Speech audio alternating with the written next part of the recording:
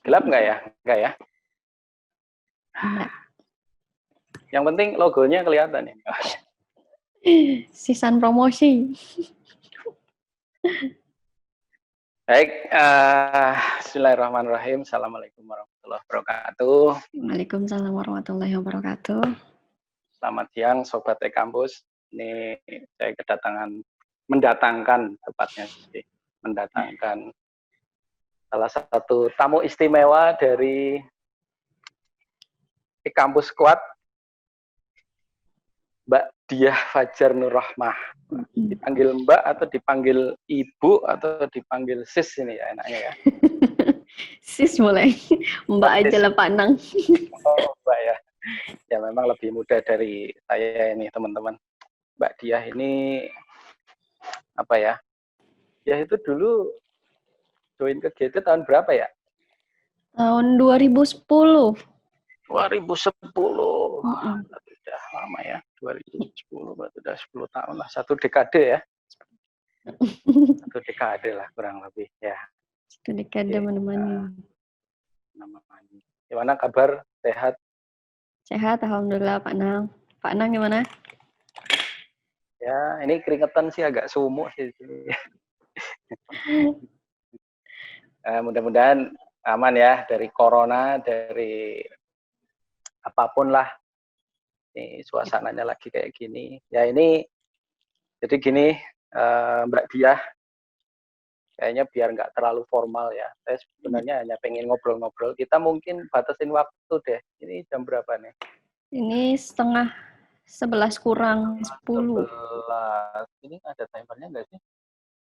Aku pakai HP masalahnya, nggak kelihatan ya. Dirimu ada ya? Ada nggak timernya? Oh, ya mungkin jam lah paling lama 1,5 jam lah pas duhur nanti selesai. Mudah-mudahan lebih cepat.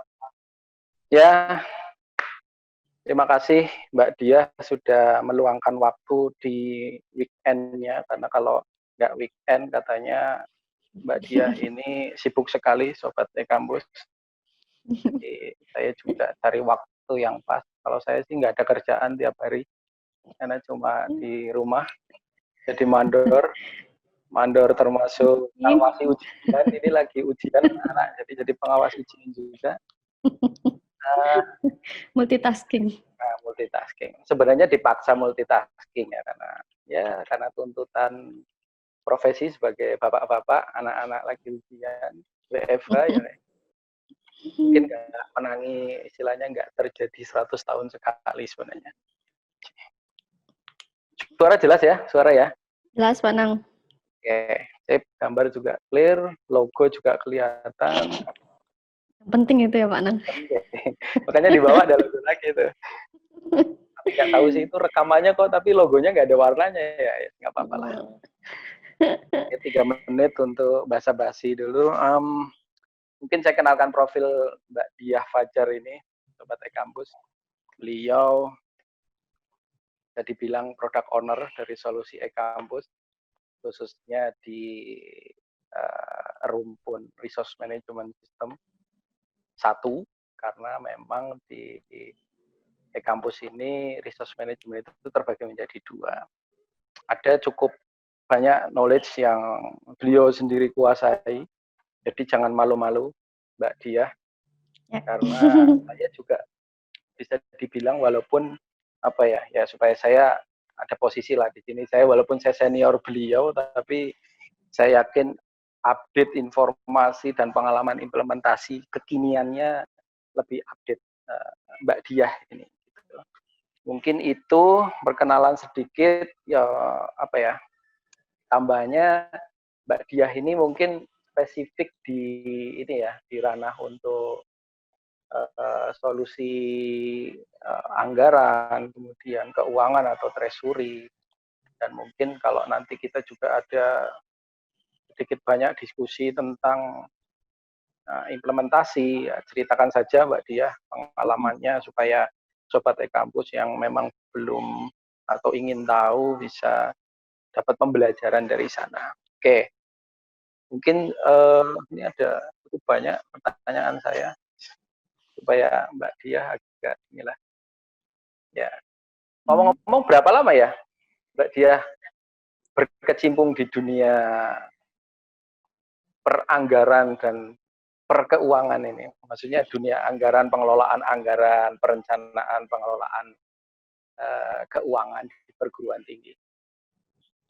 Kalau berkecimpung sih sudah sejak masuk 2010 itu saya sudah diamanahkan untuk megang aplikasi sistem informasi keuangan itu tadi Pak Nang.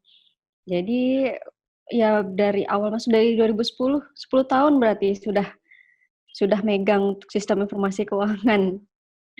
Udah ngoyot ya. Ya. Dari awal masuk memang sudah diamanahkan ke situ gitu. Jadi memang waktu di Gama Tekno pun dulu ini ya langsung nyemplungnya ke dunia keuangan gitu ya. Nggak nyicipi dulu di akademi kan di Gama Tekno itu khusus untuk education kan cukup banyak tuh. Di rumpun AMS itu belum pernah nyicipi berarti ya? Belum, langsung ke keuangan dulu. Langsung ke keuangan. Ya kurang lebih sejarahnya kurang lebih sama sih. Tapi mungkin juga gini, selain itu mungkin bisa dibantu cerita gitu Mbak Diah tentang implementasi. Kita mulai dari yang inilah ranah anggaran dulu ya. Kalau misal ya nggak harus yang sukses-sukses saja, justru perlu diceritakan hal-hal yang harus dihindari oleh kampus untuk mempersiapkan implementasi di sistem perencanaan atau mungkin ada catatan-catatan penting, do and don't-nya apa gitu. Itu mungkin bisa diceritakan case satu aja yang paling hangat aja deh, mana gitu. Itu supaya nanti sobat e-kampus ini bisa belajar dari situ. Pengalaman apa bantu implementasi khususnya untuk budgeting ya, perencanaan anggaran. Gimana itu? Kalau pengalaman implementasi paling hangat untuk sistem informasi anggaran itu waktu di salah satu kampus di Manado. Oke. Itu kebetulan untuk implementasi anggaran itu agak tersendat ketimbang yang karena kami waktu itu proyeknya kan 2 sistem informasi anggaran dengan realisasi. Nah, saat itu untuk di kampus tersebut, itu kebetulan yang jalan duluan malah yang bagian realisasi dan sedangkan yang untuk anggarannya sendiri itu agak tersendat, agak terkendala. Kendalanya itu salah satunya adalah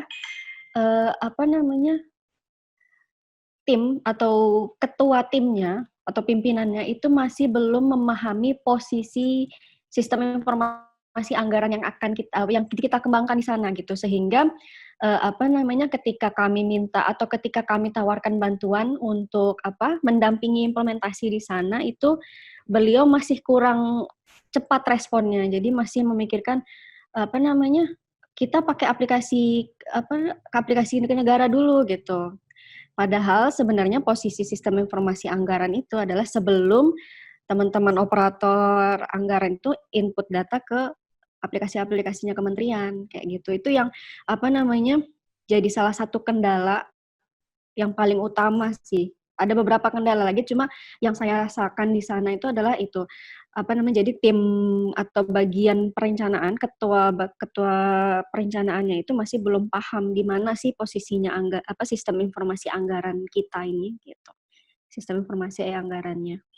Itu sih Pak Anang salah satu yang paling hangat di kampus di Manado. Oke. Berarti memang yang penting itu justru kita sendiri perlu tahu ya bahwasanya di titik mana atau di bagian mana sebenarnya kampus butuh menerapkan sebuah tools gitu.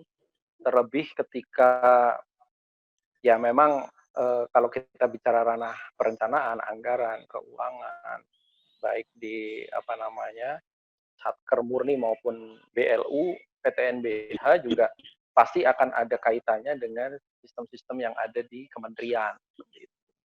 Ya betul. mungkin ya sekarang kan ya sakti itu kan jadi apa namanya, Isu baru. jargon ataupun ya sistem baru yang sangat lengkap gitu, mulai dari proses perencanaan bahkan sampai ke monitoringnya, seperti itu. Baik, itu mungkin dari sisi ini ya, apa namanya, apa, di mana posisi e-budgeting sendiri harus berperan gitu. Ya. Mungkin dari sisi kesiapan, organisasinya gimana Mbak Diah? Misal, apakah dari pihak kampus itu untuk mengimplementasikan sebuah e-budgeting atau sebuah solusi yang untuk perencanaan anggaran sendiri itu perlu struktur apa? Apakah perlu ada Dewas ya, kalau di BLU itu kan ada dewan pengawas gitu, Hmm. dewas, maaf. Ada dewan pengawas, ada tim yang penyusun panduan, Hmm. kemudian di manualnya BLU untuk pendidikan itu kan ada gitu. Itu gimana tuh? Apa perlu dipersiapkan juga atau gimana? Nah, itu sangat sangat sangat perlu sekali Pak Nang. Soalnya kenapa? Berkaca dari suksesnya sistem informasi realisasi yang diimplementasikan, itu ada peran dari tim percepatan di sana. Jadi di sana dibentuk tim percepatan untuk mendampingi teman-teman operator menginput atau mengimplementasikan sistem. Jadi posisi tim percepatan itu tuh selain mengawasi juga mengkoordinir siapa-siapa aja nih yang bertanggung jawab untuk mengumpulkan data misalkan karena sistem informasi dari awal itu harus nyiapin data terlebih dahulu sehingga tim percepatan ini nih membentuk tim lagi di internalnya, yaitu tim siapa yang akan mengumpulkan data, kemudian siapa nih yang akan mempersiapkan SOP yang harus digunakan di sistem seperti itu. Jadi itu sangat penting sekali Pak untuk kesuksesan implementasi sistem di kampus gitu. Ya mungkin kalau berarti ini ya, selain tadi, bisa dibilang, apa namanya, tahu posisi, kemudian perlu ada apa ya, restrukturisasi lah sebutnya, organisasinya itu harus dipersiapkan juga. Kemudian apakah kalau dari sisi infrastruktur TIK-nya gimana?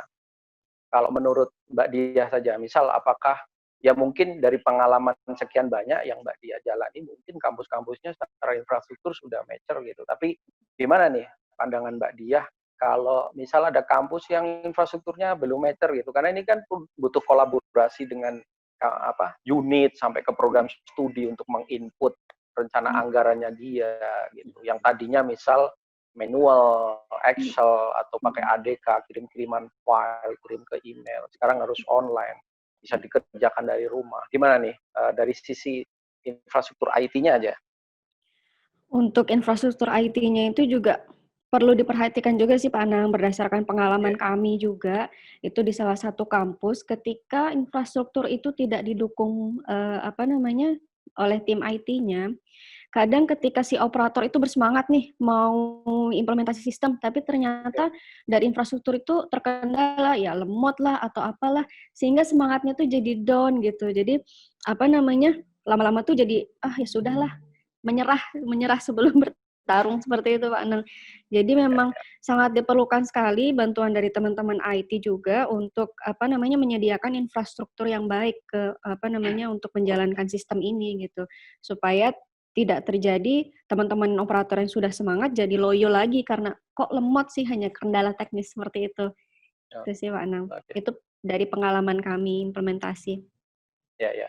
Tapi gini, misal IT itu kan hari ini gitu, nggak perlu sebuah investasi atau kebutuhan investasi yang terlalu besar gitu. Apakah untuk menjalankan sebuah ICT atau sebut saja sistem penganggaran yang konsolidatif yang kemudian bisa diagregasi dari masing-masing unit untuk mengurangi human error, untuk mengurangi gap, mengurangi missing data itu apa memang harus kampus itu harus invest beli server atau beli hire orang khusus untuk mengelola, kemudian hire programmer sendiri untuk melakukan development dan customisasi. Kalau menurut Mbak Dia sendiri gimana?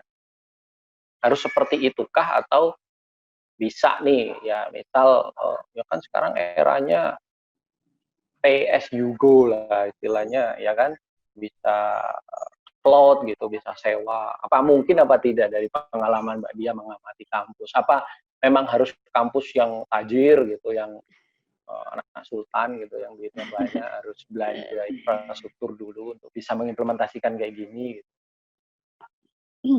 Kalau dari pengalaman saya sih nggak harus sih Pak Anang. Jadi teman-teman IT itu sebenarnya bisa mensolusikan menyediakan infrastruktur yang baik itu selain memang kalau misalkan memang mereka tidak bisa menginvestasikan sendiri atau membeli server sendiri di kampus, mereka bisa nyewa Pak Anang dan itu sudah beberapa kampus juga melakukan hal itu gitu. Ketika mereka sendiri tidak mampu untuk menyediakan server yang baik kayak gitu. Jadi mereka memakai cloud kayak gitu atau sewa jasa teman-teman di vendor lain kayak gitu untuk mengurusi infrastruktur atau server tersebut gitu. Jadi kalau harus investasi server sendiri enggak Pak Nang. Bisa lewat cloud juga kayak gitu. Artinya sebenarnya kalau bicara ICT ini kan hari ini itu kan nggak harus segala sesuatunya itu diinvestasikan di depan kan, seperti itu ya. Betul, Pak Nang, betul. Supaya ya kembali lagi juga kampus juga jangan merasa minder ketika anggaran teka gitu, anggaran kecil, tapi dia punya mimpi besar. Hari ini sebenarnya pada dasarnya itu ya sistem itu bisa beli sesuai kebutuhan lah, ibarat kayak kita mau beli listrik gitu, beli internet kan sesuai dengan kebutuhan saja, nggak perlu kita narik kabel sendiri FO dari mana, gardu mana gitu kan, narik pipa air sendiri dari pipa utama di pinggir jalan utama sana, seperti itu. Artinya kan seperti itu ya, maksudnya nggak harus investasi yang besar-besaran seperti itu. Oke. Mungkin tadi dari sisi organisasi, infrastruktur, kemudian tadi juga posisi itu secara politis. Ya, ngomong-ngomong, Mbak Dia sendiri ada berapa kampus yang sudah pernah dibantu lah ya. Ya terlepas dari tadi suka duka, saya nggak mau nyebut kegagalan gitu karena pasti kesiapan tadi memang rata-rata kampus itu belum lakukan sehingga masih mengedepankan euforia gitu. Euforia dalam arti ya kampus sebelah itu udah punya sistem, masa aku nggak beli atau aku nggak bisa bikin seperti itu. Padahal kan prasyaratnya cukup banyak. Ada berapa Mbak? Kalau sejak 2010 itu, kalau yang saya tangani langsung tuh sekitar ada 8 kampus. 8 ya? Kampus, iya. Oke. Kira-kira apa nih dari pengalaman 8 kampus ini, ya nggak usah sebut merek gitu, kira-kira apa sih yang sebaiknya gitu dihindari oleh kampus gitu ketika mereka sudah punya, ya karena gini ya, kalau saya lihat sendiri resource management ini kan mulai dari perencanaan, anggaran, keuangan, sarana prasarana atau aset itu kan nice to have gitu. Kalau kampus itu punya kelolaan bisnis proses tadi menggunakan teknologi gitu, itu bagus gitu, nice to have, bagus kalau dimiliki gitu, karena pasti banyak membantu. Apalagi sekarang akreditasi dan banyak hal, kemudian menjadi penjaminan mutu juga mengedepankan itu gitu. Konsolidasi dengan kementerian juga pasti menggunakan teknologi. Nah, kalau bicara tadi, misal ini adalah sebuah solusi yang nice to have, bukan yang must have gitu, supaya orang yang memanfaatkan itu juga tidak rugi gitu dalam mengimplementasikan ICT khususnya untuk proses perencanaan anggaran. Apa sih yang harus dihindari supaya investasi mereka atau effort yang mereka keluarkan itu nggak sia-sia lah? Apa kira-kira? Ya 1, 2, ya lebih banyak lebih panjang ceritanya aja. Yang diinget aja. Oh, gara-gara ini kampus ini kemarin jadi gagal mengimplementasikan modul ini lebih awal sesuai dengan jadwal, jadinya mundur misal kayak gitu. Bentar Pak, saya ingat dulu. Mmm, Salah satunya yang pertama itu adalah kesiapan data sih, Pak. Jangan sampai Oke. teman-teman, teman-teman di kampus itu ketika mengimplementasikan sistem, itu mereka bingung sendiri data yang mau dikelola di sistem itu apa. Nah, itu jadi salah satunya jangan sampai teman-teman dari kampus itu nggak siap data yang akan dikelola gitu, karena awal dari implementasi kan harus ada datanya dulu, data apa nih yang akan kita kelola di sistem informasi anggaran, itu satu. Kemudian terkait, prosedur SOP pengelolaan SOP pengelolaan anggaran itu juga harus disiapkan. Karena apa? Nanti ketika sistem akan dijalankan, mereka invest sistem, terus ternyata mereka sendiri juga tidak ada standar untuk gimana pengelolaan anggaran di instansi mereka gitu, sehingga mereka jadi saling bertanya-tanya, ini sebaiknya gini bukan sih, ini sebaiknya gini bukan sih gitu. Jadi yang salah satu yang harus disiapkan itu adalah juga SOP gitu, jangan sampai ketika beli sistem SOP belum siap gitu. Itu salah dua yang hampir kebanyakan kampus itu mengalami ketika mereka tidak bisa mengimplementasikan sistem informasi anggaran, dua masalah tadi yang kebanyakan terjadi. Itu sih Pak Anang. Misal kalau dari sisi pemilihan mitra gitu, menurut Mbak Dia gimana? Artinya gini, kadang kan orang itu cukup cukup, bahasaku tuh agak kasar ya, cukup gegabah gitu maksudnya. Kadang kan ya karena model ya, apalagi kampus-kampus yang plat merah seperti itu, sangat sangat terikat dengan konsep ataupun sangat terikat dengan aturan perpres tentang PBJ gitu, pengadaan barang jasa, sehingga administrasi first gitu, orang kadang quality ya nggak tahu nomor urut berapa gitu, kadang ya jadi ujung-ujungnya adalah bantingan gitu, banting harga, beli kucing dari dalam karung gitu, memilih solusi yang ya kalau bicara sistem kan gampang sebenarnya, aplikasi lah. Bagi kita mungkin Mbak Dia yang background S1, S2-nya IT, saya juga itu kayaknya coding semester 4 itu tingkat 2 saja sudah bisa ngaku bisa coding gitu, bikinin aplikasi itu gampang gitu. Tapi kan kita bicara di institusi pendidikan itu kan pasti bicara sustainability gitu. Bagaimana keberlanjutan dari support after sale, kemudian apapun yang kemudian diharapkan, karena dinamika kampus juga terus berkembang itu, tidak bisa dihentikan lah istilahnya seperti itu. Nah, apakah pemilihan mitra itu menjadi sesuatu yang penting nggak menurut? Kalau menurut saya penting Pak Anang, soalnya kenapa? Teman-teman kampus itu ketika memilih mitra tidak hanya mitra yang bisa menghasilkan apa yang mereka inginkan. Maksudnya gini, ketika mereka minta sistem informasi anggaran, tidak hanya mitra itu hanya bisa memberikan ini loh sistem informasi anggaran yang Anda inginkan, tapi juga si kampus juga bisa menerima konsultasi gimana nih sebaiknya, atau si mitra tersebut tuh bisa memberikan saran-saran saran-saran terbaik mereka supaya sukses terimplementasikan di kampus tersebut.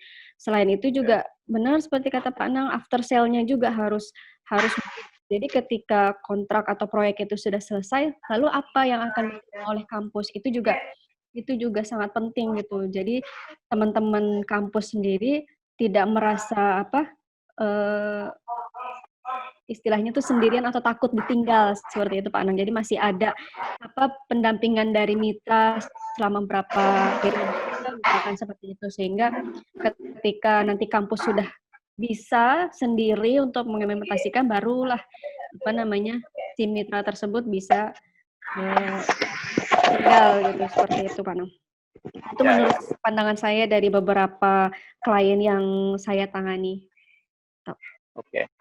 Berarti memang mitra ini menjadi kunci juga ya, bahwasanya implementasi sistem anggaran itu bisa punya output yang mungkin sesuai gitu, pada faktanya juga perubahan ataupun keinginan dari user ini kan cukup dinamis yang kadang tidak bisa kemudian difasilitasi dengan satu solusi yang seperti itu saja. Pasti ada kebutuhan-kebutuhan tambahan lah seperti itu ya. Iya, iya Pak Nam. Ya. Betul. Nah, kemudian juga terpercaya ya, maksudnya Ya. pasti butuh mitra yang terpercaya dalam arti ya ini siapa gitu, jangan-jangan hanya sekelompok mahasiswa, mahasiswi, kemudian ya responsibility-nya atau tanggung jawabnya masih fluktuatif gitu, masih labil, belum bisa menjaga komitmen, hit and run seperti itu. Ini kan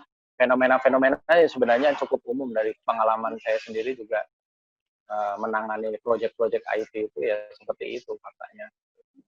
Oke. Tadi mungkin kita sudah banyak bicara tentang implementasi ya, khususnya mungkin kalau di ranah budgeting, perencanaan dan juga keuangan itu kan juga ada banyak inilah perbedaan gitu. Tapi kalau dari sisi tadi mungkin ada do and don't. Sekarang sukses faktornya apa biasanya kalau yang sukses misal mengimplementasikan budgeting dari pengalaman Mbak Diah, biasanya mereka sudah seperti apa dulu sih gitu. Di sukses faktornya. Apakah ada komitmen pimpinan yang kuat dan seterusnya. Oke, baik. Kalau untuk sukses faktor yang pengalaman kami di beberapa kampus itu salah satunya ya pimpinan itu terlibat dalam pengambilan keputusan. Jadi si pimpinan itu benar-benar ketika memutuskan untuk mengimplementasikan sistem itu beliau para pimpinan itu menyusun tim langsung mana yang harus dilakukan sebelum sistem itu mulai. Seperti yang sebelumnya saya bilang itu, jadi beliau si pimpinan itu mendukung penuh ketika akan mengimplementasikan misalkan kesiapan data. Ya udah diberikan waktu untuk mengumpulkan data yang akan dimasukkan ke dalam sistem seperti itu. Kemudian dari sisi SOP juga distandarkan gitu.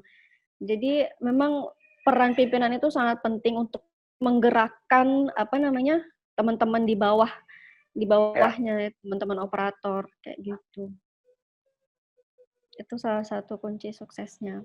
Yang pengalaman saya selama ini. Peran pimpinan berarti ya, sentral ya. Ya.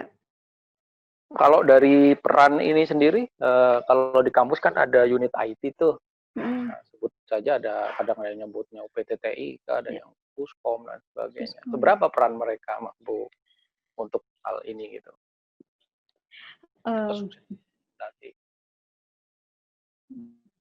Ya. Teman-teman dari IT itu juga sangat penting sekali karena selain menyediakan infrastruktur yang baik atau merencanakan infrastrukturnya mau seperti apa nih supaya ketika sistem diimplementasikan tidak ada kendala teknis yang berarti sehingga membuat teman-teman operator jadi loyo lagi. Itu salah satu peran teman-teman IT gitu. Kemudian juga sangat membantu ketika teman-teman IT juga bertanggung jawab penuh ke aplikasi yang akan diimplementasikan. Pengalaman saya implementasi di salah satu kampus di Jakarta itu solid sekali teman-teman ICT-nya dalam membantu operator. Jadi ketika si operator terkendala tidak bisa mengakses aplikasi itu dengan sigap teman-teman IT langsung bertindak kayak gitu tanpa harus menunggu dari mitra, dari vendor kayak gitu. Terus kemudian ketika teman-teman operator juga tidak tahu ini nanti cara pakainya gimana ya, itu teman-teman IT di sana itu jadi belajar terlebih dahulu, kemudian mengajarkan teman-teman operator. Jadi sebenarnya salah satu suksesnya juga kadang teman-teman internal di kampus itu lebih memilih mendengarkan sesama rekan ketimbang dari luar mitra. Nah, itulah salah satu peran teman-teman IT itu harus bisa juga mengoperasikan sistem informasi yang mereka pelihara, mereka maintain kayak gitu, Pak Nang. Oke. Kalau dari sisi ini, kalau tadi kan peran pimpinan, kemudian tim support, perlu nggak kalau implementasi sistem resource management kayak anggaran tadi itu ada semacam tim counterpart itu apa ya, kayak Pokja lah kalau di bahasa pengadaan itu yang memang fokus untuk mengawal mulai dari persiapan sampai nanti establish sampai kemudian dipakai, dan itu juga pasti ada potensi untuk custom custom berikutnya karena regulasi juga terus berkembang gitu. Perlu nggak itu tim counterpart seperti itu? Perlu banget Pak Anang. Soalnya tim counterpart ini sebenarnya juga membantu mitra. Kadang kan teman-teman operator tuh minta ini, minta itu, minta ini, minta itu. Nah, tim counterpart ini yang nanti akan menyaring kira-kira mana sih yang bisa dilakukan terlebih dahulu gitu, custom di sistem informasi, karena sistem informasi anggaran sendiri tidak bisa langsung diimplementasikan begitu saja, pasti ada custom. Nah, teman-teman operator ini sebagai pelaku dari atau sebagai pengguna dari sistem informasi kan pasti eh, minta custom gitu, minta perubahan sesuai dengan apa yang biasanya mereka lakukan. Nah, Lakukan. teman-teman counterpart ini selain sebagai pengawas, dia juga menyaring kira-kira benar nggak sih yang dilakukan teman-teman operator ini selama ini gitu, sehingga itu salah satunya membantu mitra juga supaya tidak mengerjakan CR yang sebenarnya tidak sesuai dengan SOP kayak gitu. Oke. Mm-mm. Ya, ya. Berarti tadi tim ICT kemudian ada counterpart gitu ya. Nah, ini yang terakhir. Kalau di kira-kira mitranya sendiri gimana? Itu Maksudnya gimana? jadi kunci sukses nggak? Maksudnya mitra pengembangnya gitu, atau konsultannya itu menjadi kunci sukses nggak? Terus apa sih yang harus dilakukan oleh si mitra sendiri gitu? Apakah dia harus punya jam terbang? Apa dia harus punya project manager yang kuat? Kemudian harus punya tim development yang bagaimana gitu? Kalau jam terbang itu saya rasa memang diperlukan sekali karena teman-teman kampus pasti juga melihat jam terbangnya si mitra sudah mengimplementasikan sistem di mana saja, karena mereka pasti berkiblat atau mencari tahu dari situ. Kemudian selain itu juga tim dari mitra itu sendiri, mulai dari PM itu secara berkala memberikan progress report, secara berkala menanyakan pada klien mana sih ya ada kendala apa, sehingga ketika ada kendala di tim kampus, tim mitra dengan PM-nya itu sudah bisa langsung memberikan saran, oh kalau misalkan kendala seperti ini kayak gini aja Pak, kayak gitu. Jadi menyumbang saran untuk sama-sama mensukseskan implementasi sistem seperti itu. Selain itu juga teman-teman developer juga jadi semua yang ada di mitra tersebut, tim di mitra tersebut ketika sama-sama punya semangat untuk mensukseskan implementasi sistem itu sangat membantu sekali oleh teman-teman kampus yang saya rasakan selama ini kayak gitu. Jadi si kampus itu merasa oh ternyata mitra ini care dengan kita kayak gitu. Artinya si mitra ini juga harus punya kapabilitas, tidak hanya sekedar Bapak butuh apa, ayo saya bikinin, tapi juga gini loh Pak, di tempat lain tuh kayak gini, regulasi bilangnya kayak gini, bener nggak sih? Gitu. Atau Bapak harus punya Bapak harus siapin ini dulu dong sebelum Bapak minta itu, atau Bapak kalau minta ini nanti ada konsekuensi loh Pak di belakang. Artinya kayak gitu ya. Artinya benar-benar mitra ini ya juga tidak hanya sebagai tukang jahit quote and quote buatkan aplikasi seperti itu ya. Iya, tapi sebagai konsultan juga memberikan saran juga untuk teman-teman di kampus gitu. Baik. Supaya mereka juga dapat mungkin wawasan di tempat lain, oh ternyata kalau mengimplementasikan kayak gitu gagal loh Pak gitu.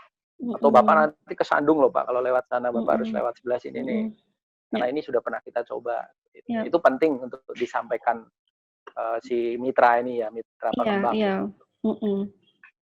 Betul Pak.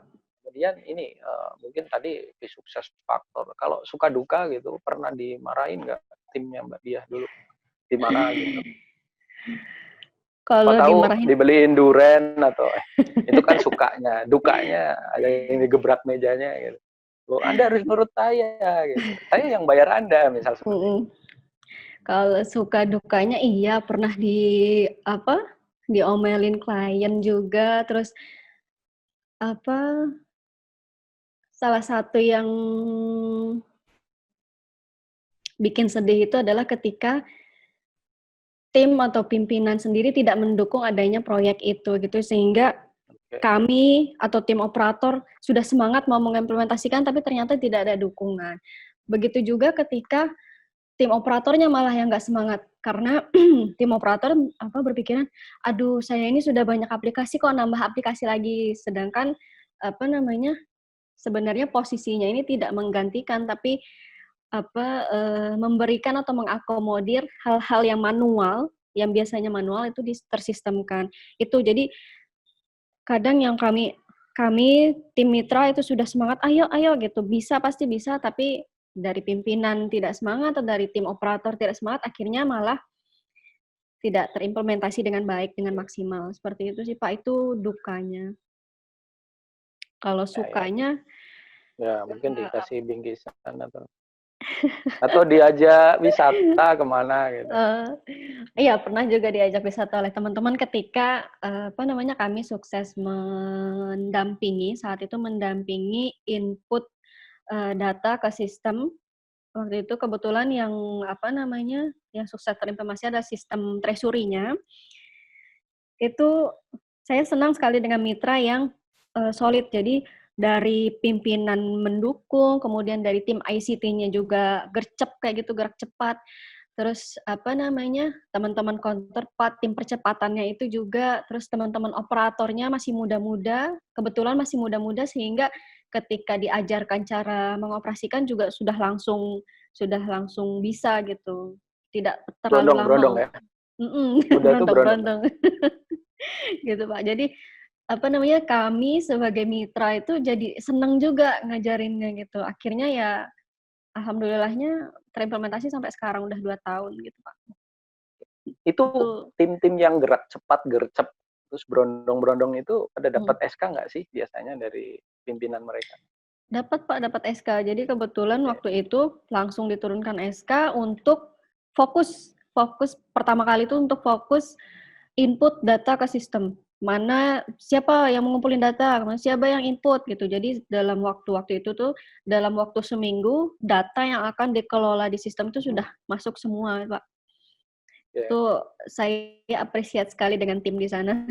Oke, berarti tadi mungkin menjadi bagian dari key success factor ya. Artinya kampus kalau pengen sukses mengimplementasikan sistem yang nice to have ini, ya perencanaan anggaran ini ya harus tadi istilahnya komitmen dengan para tim pendukungnya, counterpart yang kemudian dibentuk di SK-kan, karena kan kalau di lembaga itu biasanya SK punya konsekuensi gitu kan.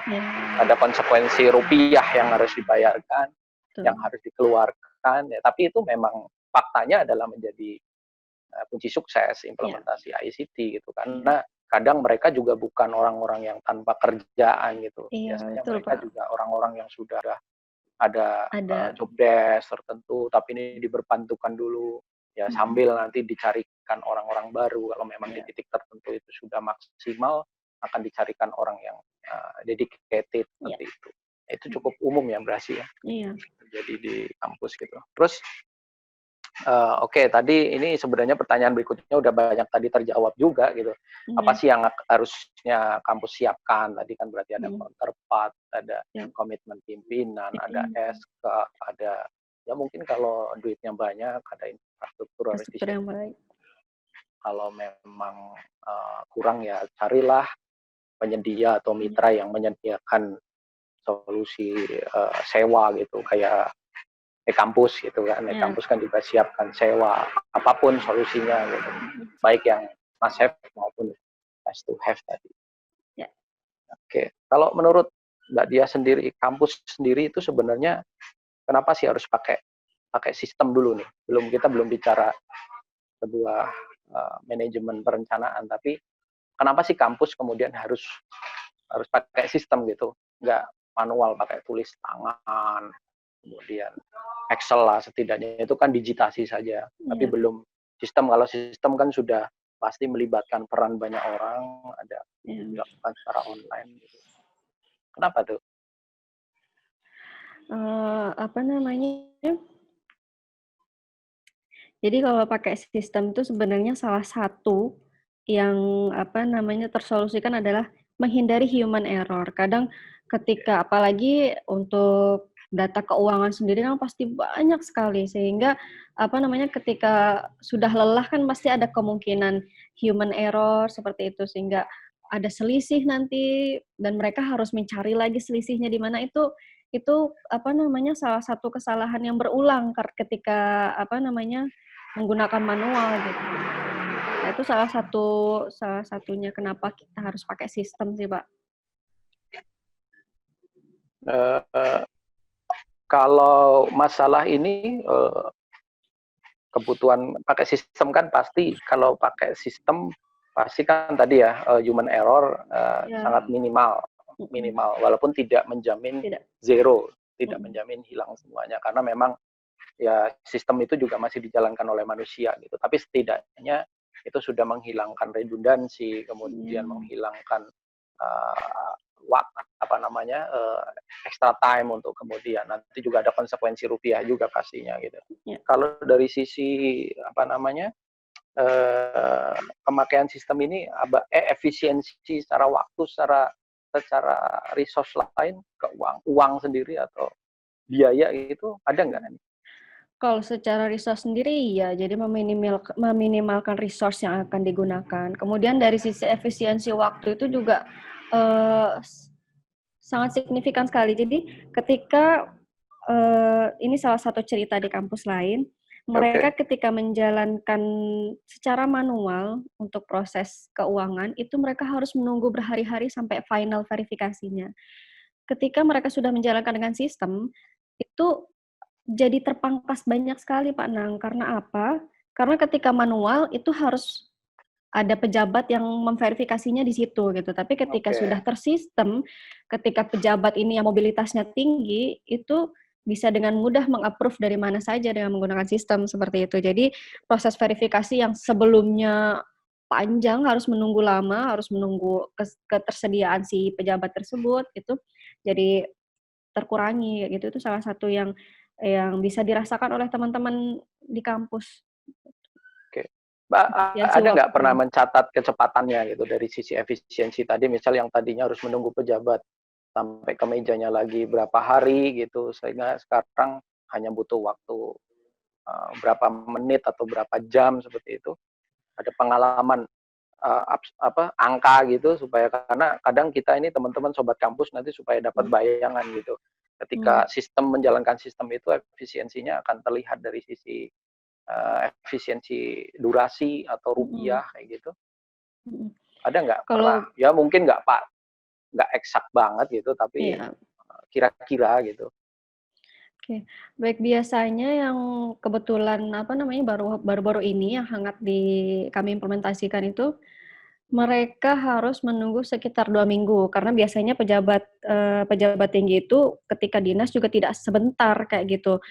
Nah, sehingga ketika menggunakan sistem mereka tidak harus menunggu 2 minggu, sehari 2 hari saja mereka sudah tahu, oh sudah diproses ternyata. Pimpinan pun bisa secara real time mengetahui sudah sampai mana ini prosedurnya gitu. Jadi proses pengelolaan keuangan tidak tersendat hanya karena verifikasi dari pejabat kayak gitu. Itu sih dan pejabatnya sendiri juga tidak perlu kumpul dalam satu tempat ya, walaupun kalau mau silaturahmi kumpul-kumpul di hotel nyusun bareng raker gitu sih nggak apa-apa, cuman proses rakernya sendiri kan jadi lebih efisien ya. Betul, yang Pak. tadinya di hotel 3 hari gitu harus nyusun di hari pertama, presentasi di hari kedua, ditetapkan di hari ketiga, sekarang bisa jadi pokoknya 2 hari, hari pertama sudah tinggal presentasi karena penyusunannya sudah dilakukan sebelum itu. Artinya efisiensi di sisi rakornya, rapat koordinasinya juga ada ya. Jadi Iya, Pak. nggak hanya dari sisi biaya tadi saja. Betul, Pak. Oke. Kalau dari sisi compliance-nya gimana ya? Apakah ketika menggunakan sistem ini jadi compliance dengan regulasi tertentu, misal PMK tertentu atau ini? Ya, Ya, jadi sistem yang kita gunakan ini sudah sesuai dengan PMK.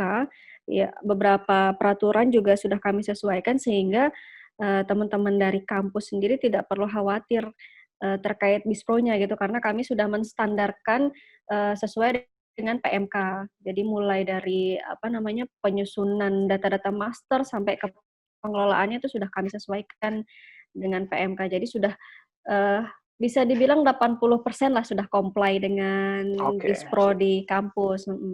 Tinggal 10%-nya kan pasti kebijakan internal kampus masing-masing kayak gitu. Unik BISPRO-nya masing-masing kampus gitu. Berarti memang kalau kita berikutnya adalah tadi menjawab pertanyaan yang kenapa harus menggunakan sistem, ini malah tadi Mbak Dia sudah jawab kenapa pakai e-budgeting gitu. Artinya ya e-budgeting ini sudah comply dengan regulasi, kemudian beberapa ya nggak semuanya karena memang aturan juga terus berkembang, terus berubah sesuai dengan ya perkembangan zaman, kebutuhan stakeholder internal maupun di eksternal kampus gitu ya. Ya ini ya mungkin kemudian ini ini mungkin nggak spesifik ke apa namanya ke solusinya ya, tapi lebih pada how do you feel gitu. Maksudnya apa sih perasaan Mbak Diah mungkin juga sering bersama dengan teman-teman yang mengimplementasikan e-budgeting di kampus-kampus itu ketika menggeluti dunia penganggaran ini ada kepuasan apa gitu. Artinya mungkin atau ya harapan saya sih bukan biasa aja Pak gitu. Maksudnya adalah kemudian wah saya jadi ternyata saya senang gitu. Kemudian akhirnya kampus itu punya mekanisme, punya prosedur, punya cara yang kemudian bisa diimani istilahnya diyakini oleh mereka sendiri bahwa proses ini bisa berjalan dengan lebih cepat, lebih efisien, kemudian juga sesuai dengan aturan regulasi yang berlaku dan terlebih juga mungkin tadi pastinya kan kita dalam bekerja kalau tidak tidak membuat kita jadi lebih mudah di beberapa hal itu kan kayaknya useless buat apa gitu.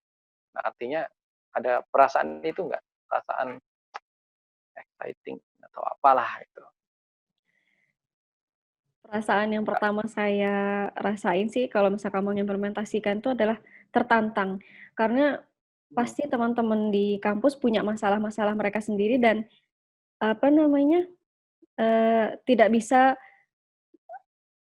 semua disolusikan seperti itu. Maksudnya tidak bisa semuanya diperlakukan sama gitu. Pasti ada perlakuan istimewa di masing-masing kampus. Nah, itu jadi tantangan saya sendiri gimana caranya supaya teman-teman di kampus itu mau atau sama-sama merasa bahwa ini mereka butuh sistem informasi anggaran. Nah, ketika sistem informasi ini sudah terimplementasi, salah satu yang bikin saya senang adalah ketika salah satu klien di suatu kampus itu chat saya, "Mbak, makasih ya, pengelolaan kami untuk keuangan jadi lebih rapi dari sebelumnya."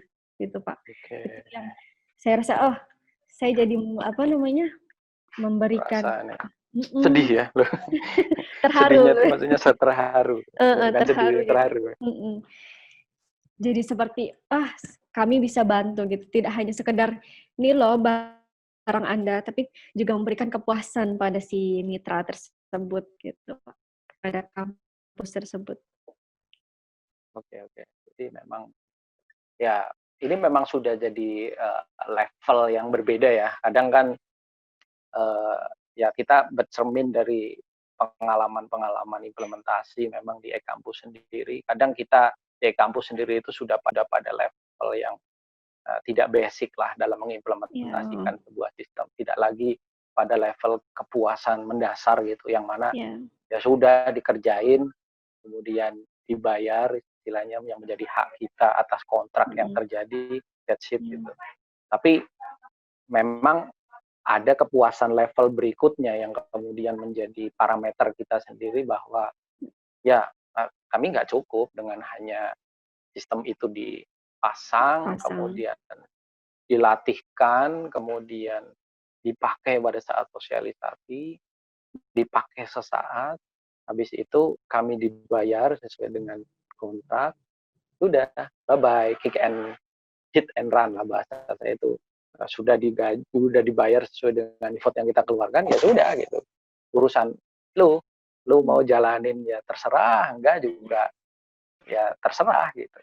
Artinya kan tadi kalau dari Mbak Dia sendiri sudah merasa level lebih tinggi gitu, artinya teman-teman di kampus bahwa ketika sistem ini dipakai, kemudian ada kontak, ada komunikasi yang kadang apa namanya ya semacam kayak melaporkan, mereport, Mbak terima kasih ya, ucapkan terima kasih ya, padahal ya sebenarnya nggak pun ya itu sudah jadi kewajiban kita gitu, tapi kadang mereka juga secara tulus kemudian ngontak kita untuk sekedar mengucapkan terima kasih, itu sudah sebuah penghargaan yang luar biasa buat teman-teman. Betul, Pak. Ya.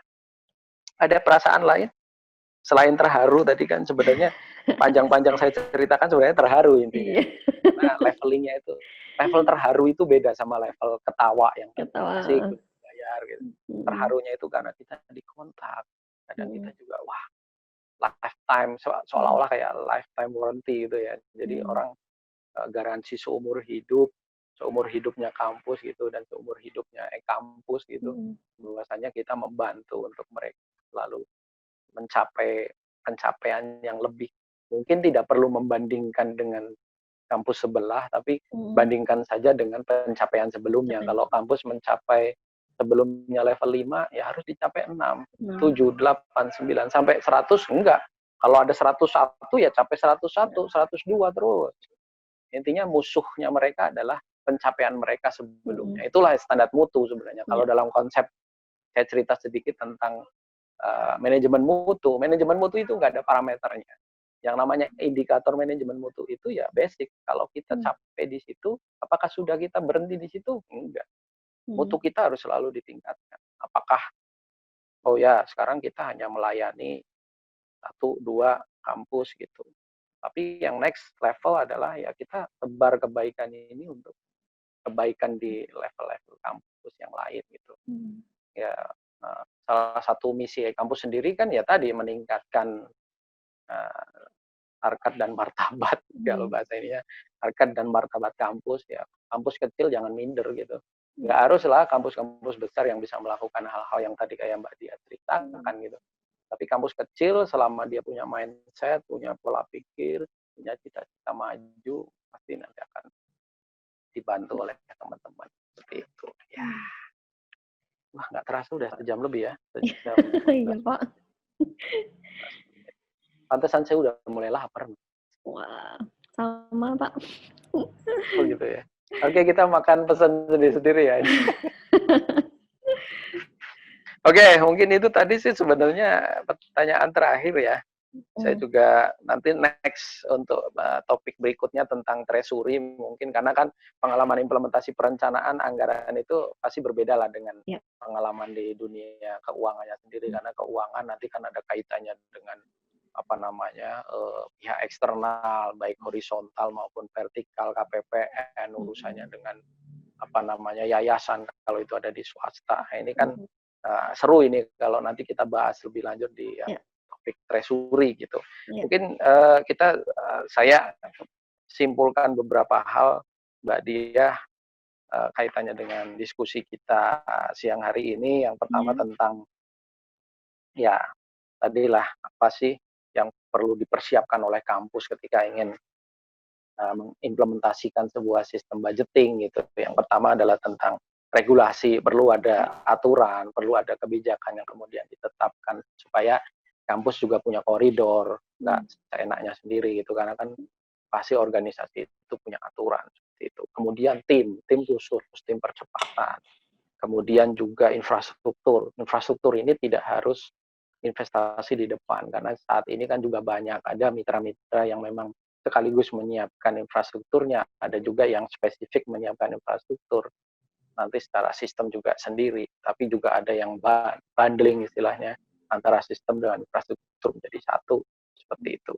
Kemudian apa sih tugasnya dari tim pengawas tadi yang perlu diperhatikan? Ya mengawasi, memonitor, kemudian mengkonsolidasi, kemudian mengkoordinir dengan pihak pihak eksternal maupun para pihak lah yang terkait, karena bicara perencanaan kan banyak nyangkut kemana-mana sebenarnya. Itu. Kemudian juga bicara hal lain tentang kesiapan data, tadi Mbak Dia juga cerita perlu disiapin datanya tuh, apa yang menjadi konten, apa kegiatannya, mulai dari visi misi, ini Renstra, bicara RSB, rencana strategi bisnisnya, RBA-nya, karena dia mandatnya jadi BLU, berarti pasti harus punya RBA, dan dia juga tidak harus, dia harus menjalankan RKA KL-nya juga, karena itu RKA untuk kementerian lembaga, dia harus punya laporan ke sana juga kan ya. Kemudian, nah yang nggak kalah penting juga selektif dalam memilih mitra, karena mitra ini kan ya kayak tadi saya sampaikan, kadang bicara ngembangin bikin aplikasi kan, ya saya dulu mungkin Mbak Dia juga lah, semua anak-anak informatika, teknik informatika, ilmu komputer itu semester 4 dijamin sudah bisa coding, kecuali memang dia yang salah jurusan ya. Kalau salah jurusan kadang masuk karena ikut-ikutan teman, dipaksa orang tua, kadang dia enggak, ya kecelakaan sejarah, dia tidak pernah menikmati itu yang namanya mata kuliah algoritma, mata kuliah logika matematika, dan seperti itu sudah tidak menikmati. Ya, saran saya sih segera sadar lebih cepat gitu.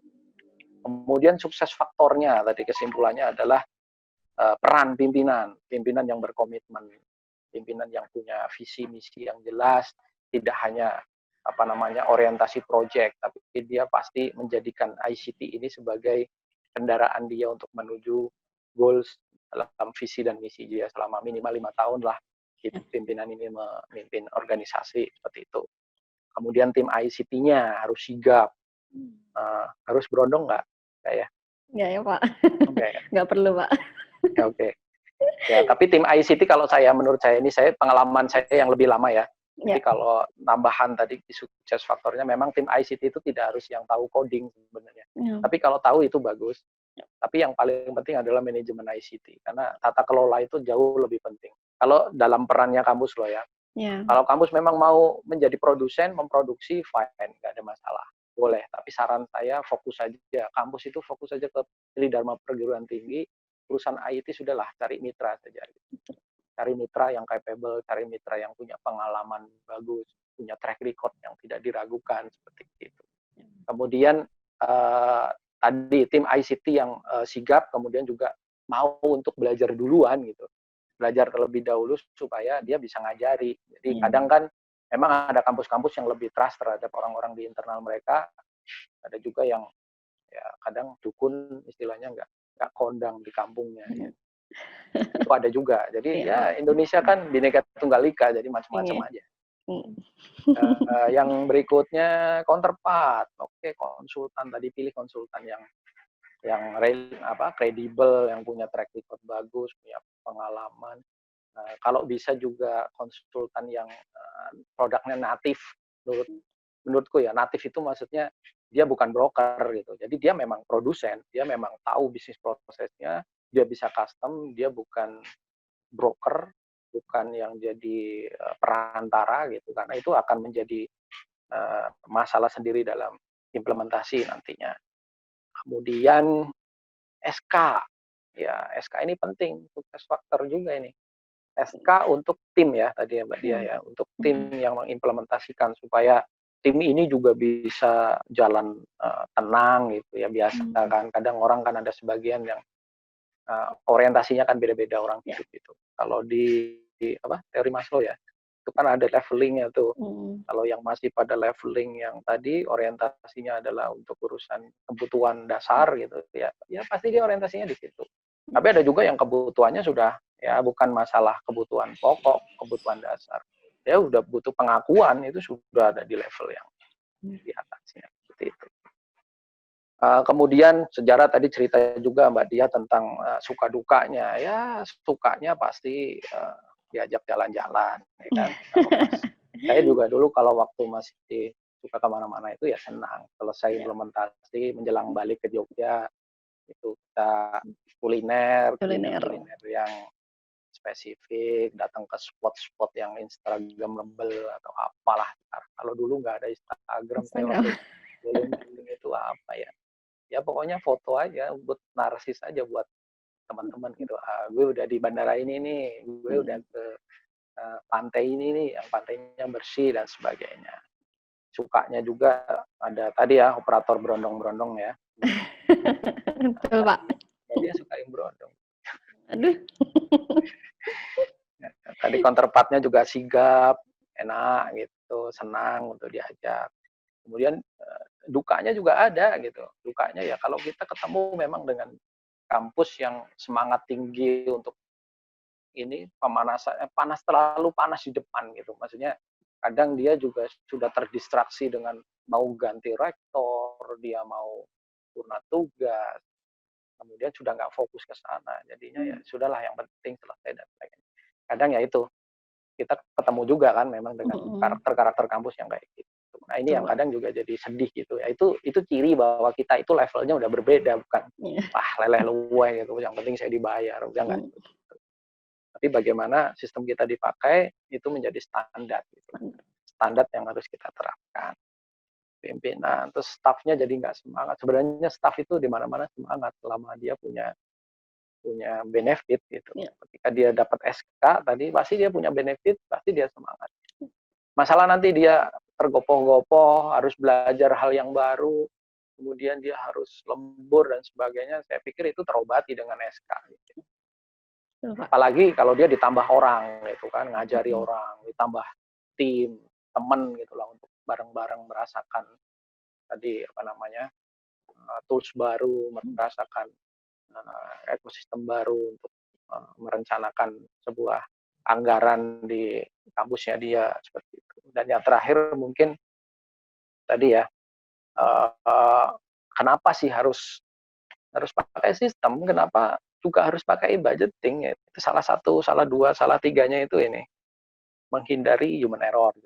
Kalau pakai sistem tadi meminimalisir lah. Kalau pakai kertas kayaknya udah enggak ya. Tapi saya pernah loh tahun berapa ya waktu ke daerah timur sana ujung itu masih ada komputer di depannya. Pakai kalkulator ngitungnya. Maksudnya sebenarnya masuk di Excel, dari Excel ada angkanya diketik di kalkulator, padahal di situ ya ada rumus kan untuk jumlah. Ya, tapi ya itulah, kadang kita kan Indonesia ini terlalu luas gitu jangkauannya dan terpisahkan lautan. Kadang juga ya hal-hal kayak gitu harus dimaklumi juga kita untuk mengimplementasikan. Efisien pasti, effort tenaga dan biaya juga pasti akan berkurang. Ya bukan menghilangkan sekali lagi karena ekonomi juga harus muter gitu loh. Tapi kalau kita bisa membelanjakan untuk nginep di hotel 3 hari, kenapa harus 4 hari gitu? Artinya kita bisa efisien 1 hari ini kan anggarannya bisa untuk training atau untuk peningkatan kapabilitas atau investasi infrastruktur atau untuk mengupgrade perangkat dan sebagainya. Jadi realokasi saja. Dan yang terakhir ada compliance. Pasti kalau pakai sistem itu dibangun dengan model, dengan pola yang baku, yang sesuai dengan regulasi, aturan, pasti itu akan diikuti. Sehingga ketika ditanya, ketika ada pihak eksternal yang kemudian mengkonfirmasi banyak hal atas kebutuhan data mereka, ya akan bisa mudah dan cepat akan dijawab oleh pihak kampus. Oke, kurang 7 menit menjelang 1,5 jam. Saya mau tanya apa ya? Ya, ini diskusi yang menarik, Mbak Dia. Ya, kasih walaupun kita di tengah suasana seperti ini, mudah-mudahan nanti juga rekamannya ini bisa dimanfaatkan, bisa bermanfaat buat teman-teman, buat sobat kampus juga yang ingin tadi mengimplementasikan mulai, kemudian membiasakan pola perencanaan, pola penganggarannya berbasiskan ICT karena memang tuntutannya sekarang sudah seperti itu. Ini saja kita kan ngobrolnya nggak bisa offline juga, harus Offline. online. Ini semua IT semua. Gitu. Tanpa IT ya kita tidak bisa punya mekanisme, punya cara yang seperti ini. Gitu. Mungkin ada pesan-pesan buat sobat e-kampus atau kampus-kampus yang mungkin belum berkesempatan ketemu sama Mbak Diah atau sama e-kampus juga gitu. Ada yang perlu disampaikan nggak? Apa ya? Yang mau saya sampaikan sih, ini yang sering sekali disampaikan sama teman-teman di kampus juga. Ketika ada sistem informasi itu, jangan takutnya adalah jangan takut tergantikan oleh sistem informasi dan pastinya sistem informasi itu sangat-sangat membantu teman-teman dari kampus untuk mengelola gitu sebagai tools teman-teman untuk bekerja gitu. Jadi jangan takut ketika ada sistem informasi yang baru, itu adalah demi kebaikan teman-teman kampus, membantu teman-teman kampus untuk mengelola datanya, membantu pekerjaannya kayak gitu. Lebih mengefektifkan waktu gitu. Itu aja sih Pak Nang. Oke. Terima kasih Mbak Dia. Ini kurang 4 menit sebenarnya. 4 menit itu untuk apa ya? Untuk doa penutup mungkin ya. Iya Pak. Ya ini biar kita dari tadi nggak menggibahkan, nggak merasani orang. Tapi ya mudah-mudahan ini sekali lagi bermanfaat. Bisa jadi amal jariah, amal soleh Mbak Diah juga. Mau berbagi cerita, implementasi. Saya juga tadi ya, saya hanya memfasilitasi dan mancing-mancing aja sebenarnya. Mancing supaya dapat ikannya gitu kan. Mancing gitu, dapat ikan gitu kan. Kayak tadi kan ikannya dapat. Nah ini juga hal-hal yang mungkin nantinya juga bisa kita ini kan Mbak Diah, ini baru first time gitu kan kita ngobrol seperti ini. Mudah-mudahan nanti nggak tambah grogi ya. Saya juga nggak ingin seperti itu. Saya sendiri juga belajar jadi moderator gitu kan, supaya supaya kita punya pengalaman, bisa di-share ke sobat e-kampus, bisa di-share ke siapapun gitu yang mungkin ya kadang kan orang nggak suka baca gitu, nggak banyak. Prosentase minat baca Indonesia kan sangat rendah gitu. Jadi, tapi prosentase mainan TikTok itu banyak gitu, besar gitu. Itu yang parah gitu. Anggap saja ini TikTok gitu, anggap saja ini rekaman video yang lebih bermanfaat gitu supaya kedepannya juga sobat e-kampus maupun siapapun yang menikmati video atau rekaman audionya ini nanti bisa terinspirasi dan bisa dapat wawasan tambahan gitu. Oke, saya tidak bisa menggenapkan 3 menit ternyata ngomong kalau diburu-buru gitu ngepasin juga susah gitu kan. Terima kasih sekali lagi Mbak Dia atas waktunya. Sampai ketemu di lain kesempatan. Ya, paling bisa kita ya weekend kayak gini ya, dan saya nggak bisa keluar, dirimu juga pas nggak ada agenda, tapi nggak apa-apa lah. Mudah-mudahan ini bisa dimanfaatkan oleh teman-teman di e-kampus sendiri maupun kampus-kampus yang belum menjadi mitra. Jangan lupa subscribe e-kampus logo sama kayak gini. Ya, banyak sekali di blog ekampus.com teman-teman maupun di ekampus.com, nanti di sosial media di official IG dan juga Facebook kami juga, supaya nanti ada beberapa update, mungkin juga diskusi-diskusi seperti ini juga akan kita coba perbanyak di channel-channel. Terima kasih Mbak Dia atas waktunya. Ya Pak. Mudah-mudahan tambah sehat, jaga kesehatan. Amin. Untuk Pak Anang juga. Ya, salam buat keluarga ya. Ya Pak. Oke, Assalamualaikum warahmatullahi wabarakatuh. Waalaikumsalam warahmatullahi wabarakatuh.